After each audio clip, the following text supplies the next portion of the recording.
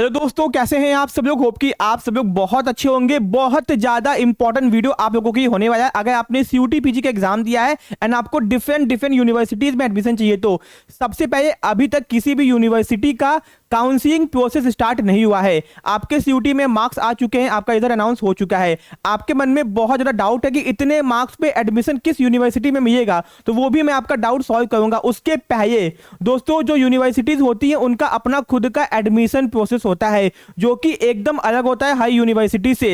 यानी अब एनटीए ने आपको रिजल्ट दे दिया है कि आपका इतना मार्क्स आया है, अब यूनिवर्सिटी अपना एडमिशन प्रोसेस स्टार्ट करने वाली है। तो आपको पता होना चाहिए कि किस यूनिवर्सिटी का एडमिशन प्रोसेस कैसे होता है। एग्जांपल के तौर पे मैंने एक बहुत इंपॉर्टेंट वीडियो बनाया हुआ, दो वीडियोस, ठीक है।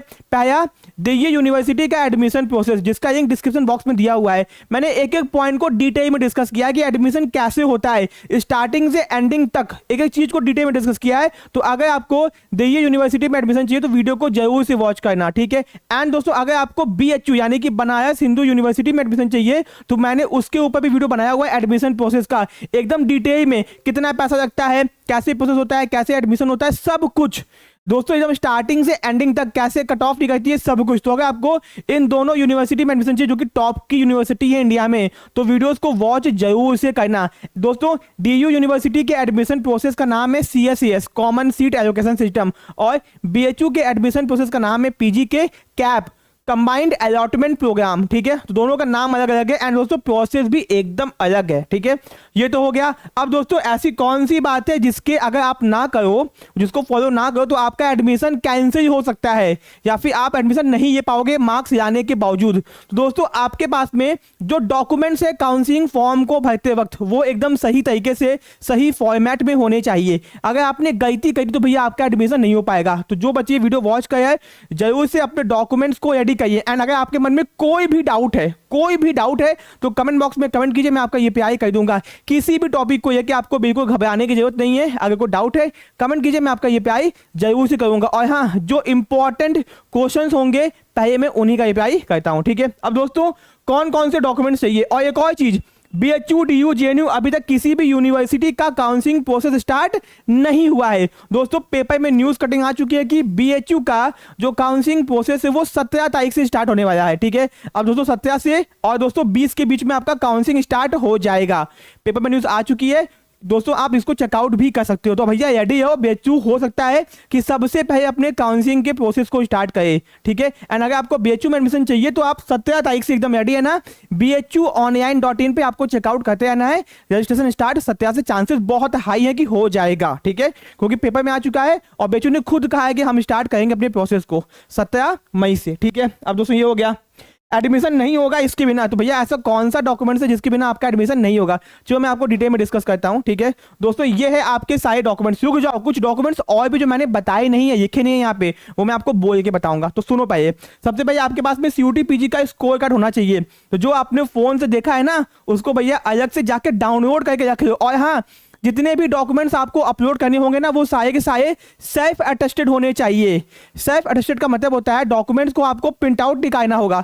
प्रिंट आउट दिखाने के बाद में उसके ऊपर साइन करना होगा अपना, ठीक है। साइन करोगे तभी वो डॉक्यूमेंट्स क्या होगा दोस्तों, सेल्फ अटेस्टेड होगा, वरना आपका डॉक्यूमेंट सही नहीं माना जाएगा। तो जो भी डॉक्यूमेंट्स अपलोड करना, उसका प्रिंट आउट निकाल के उसके ऊपर साइन करना होगा। आपको कॉर्नर में लिखना होगा सेल्फ साइन करके सेल्फ अटेस्टेड, ठीक है। तो दोस्तों, सबसे पहले सीयूटी पीजी का स्कोर कार्ड आपके पास में होना चाहिए, ठीक है।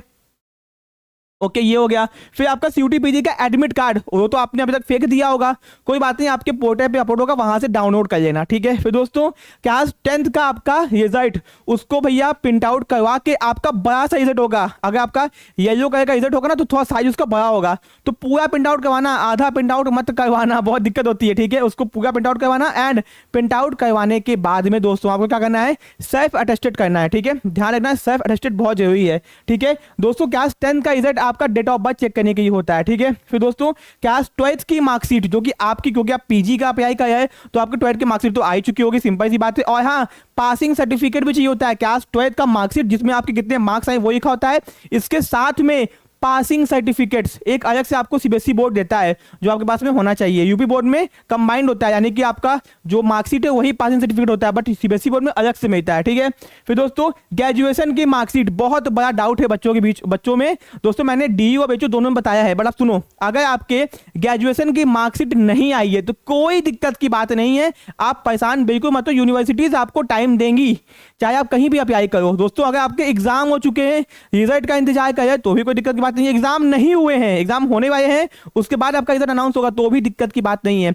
तो जिस सेमेस्टर की मार्कशीट आपकी आ चुकी है उसका भैया प्रॉपर से परसेंटेज को कैलकुलेट कर लेना, और ध्यान से सुनना, अगर आपने गलती कर दी परसेंटेज कैलकुलेट करने में तो आपका एडमिशन वहीं पे कैंसिल होगा। क्यों होगा सुनो, क्योंकि दोस्तों आप कितना परसेंटेज पाए हो आपको एग्जैक्ट बताना होता है, उसको राउंड ऑफ नहीं करना होता है, ठीक है। और हर यूनिवर्सिटी का अपना अलग स्केल पे परसेंटेज कैलकुलेट होता है, किसी का 10 पे, किसी का 4.5 पे, किसी का 9.5 पे। तो आपको पता होना चाहिए कि आपके यूनिवर्सिटी का जो सीजीपीए एसजीपीए है वो परसेंटेज में कैसे कन्वर्ट होता है, जो कि आप अपने यूनिवर्सिटी से पता कर सकते हो, ठीक है। तो आपको अपने ग्रेजुएशन की मार्कशीट जहां तक भी आ चुकी है, आई होप कि 5th सेमेस्टर तक की मार्कशीट आ चुकी होगी, जिसमें आपका 5th सेमेस्टर का शायद आपको हार्ड कॉपी नहीं मिला होगा, बट ऑनलाइन फॉर्म में आ चुका होगा, यानी कि 5th सेमेस्टर तक की मार्कशीट आपको मिल चुकी होगी, अभी तक कंफर्म्ड है सभी यूनिवर्सिटीज की। एंड दोस्तों जिसमें 4th सेमेस्टर तक आपके पास में हार्ड कॉपी होगी और 5th सेमेस्टर की आपके पास में ऑनलाइन कॉपी होगी। तो आपको 5th सेमेस्टर तक की मार्कशीट का पूरा पीडीएफ बना के आपको अपलोड करना होगा। अगर किसी की 6th सेमेस्टर मार्कशीट आ चुकी है तो बहुत अच्छी बात है, आपको अपनी पूरी मार्कशीट को अपलोड करना है।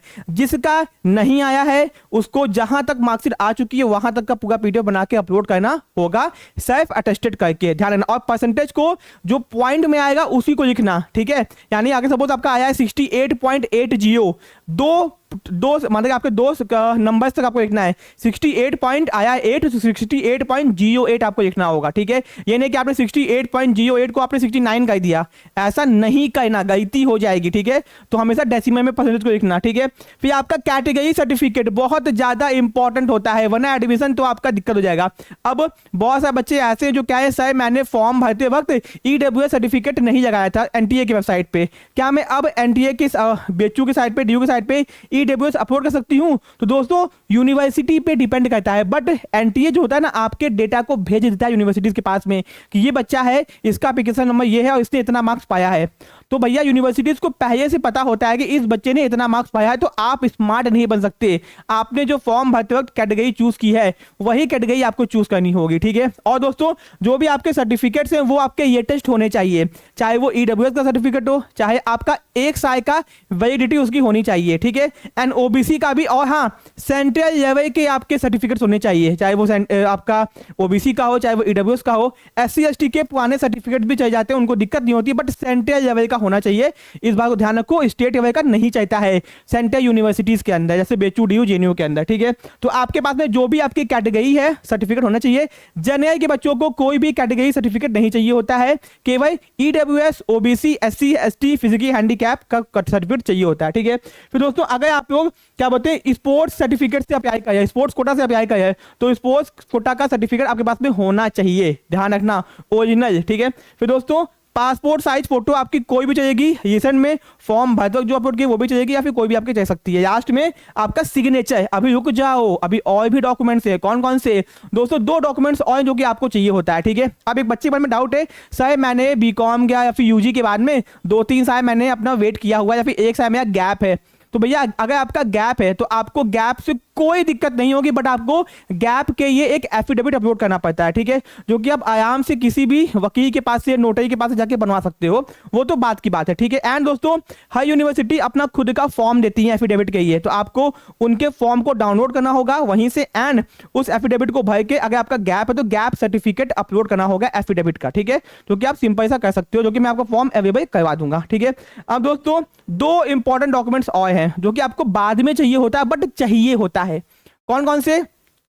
पहला माइग्रेशन सर्टिफिकेट। तो माइग्रेशन सर्टिफिकेट किन बच्चों को चाहिए होता है? अगर सपोज आपने किसी और यूनिवर्सिटी से पढ़ाई की है, आपको किसी और यूनिवर्सिटी में एडमिशन चाहिए, एग्जांपल कि मेरा बीकॉम जो हुआ है वो हुआ है यूनिवर्सिटी ऑफ दिल्ली से, ठीक है। अब मुझे भैया एडमिशन चाहिए बीएचयू के एमकॉम में, तो मेरा यूजी कहाँ से हुआ है? डीयू से हुआ है। तो जब मैं यूनिवर्सिटी अपनी चेंज करता हूं तो मुझे दिल्ली यूनिवर्सिटी से माइग्रेशन सर्टिफिकेट लेना पड़ेगा, जो कि मुझे बीएचयू में जमा करना पड़ेगा। बट अगर मेरी यूनिवर्सिटी सेम है, सपोज मैंने BHU से ही BCom किया हुआ था और BHU में ही MCom करना है, तब मुझे जो आइडेंटिटी कार्ड मिला हुआ है अपना, वही उसी से काम चल जाएगा। उस केस में मुझे माइग्रेशन सर्टिफिकेट नहीं चाहिए होगा। तो अगर आप सेम यूनिवर्सिटी में जाना चाहते हो तो आपने यूजी वहीं से किया है, तब आपको माइग्रेशन सर्टिफिकेट नहीं चाहिए होगा। ठीक है दोस्तों, टीसी यानी ट्रांसफर सर्टिफिकेट दोनों अलग अलग है, माइग्रेशन अलग होता है। अगर आप यूनिवर्सिटी को चेंज करते हो तब चाहिए होता है, सेम यूनिवर्सिटी में नहीं चाहिए होता है। बट टीसी दोस्तों आपको चाहिए।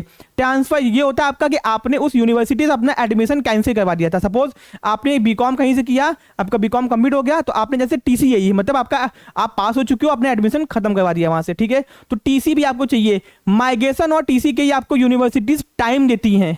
बट अगर आप पास आउट हो चुके हो तो भैया एक साल आपका हो चुका है, तो जाके यूनिवर्सिटी से टीसी और माइग्रेशन ये लो। ठीक है, उसमें कोई भी लापरवाही मत करो, क्योंकि आपको एडमिशन होते ही हर यूनिवर्सिटी फिजिकली आपको बुलाएगी एंड आपसे डॉक्यूमेंट्स मांगेगी, भैया दो। नहीं होगा तो टाइम आपको मिलेगा, आपको कम से कम 2 से 2.5 महीने का टाइम दिया जाएगा टीसी और माइग्रेशन को जमा करने का। इसके बिना एडमिशन कैंसिल नहीं होता है, बट आपसे मांगा जाएगा। कुछ बच्चे क्या होते हैं कि जो जिनका गैप होता है वो कहीं और एडमिशन ये लेते हैं उसी बीच में, तो भैया अब जहां पे आपने एडमिशन लिया है वहां से आपको एडमिशन कैंसिल करवाने के बाद में ही टीसी माइग्रेशन मिलेगा। तो रुक जाना, जब तक एडमिशन कंफर्म ना हो तब तक अपने एडमिशन को कैंसिल मत करवाना। ठीक है, तो ये थे सारे इंपॉर्टेंट डॉक्यूमेंट्स, इनके अलावा आपको कुछ भी नहीं चाहिए।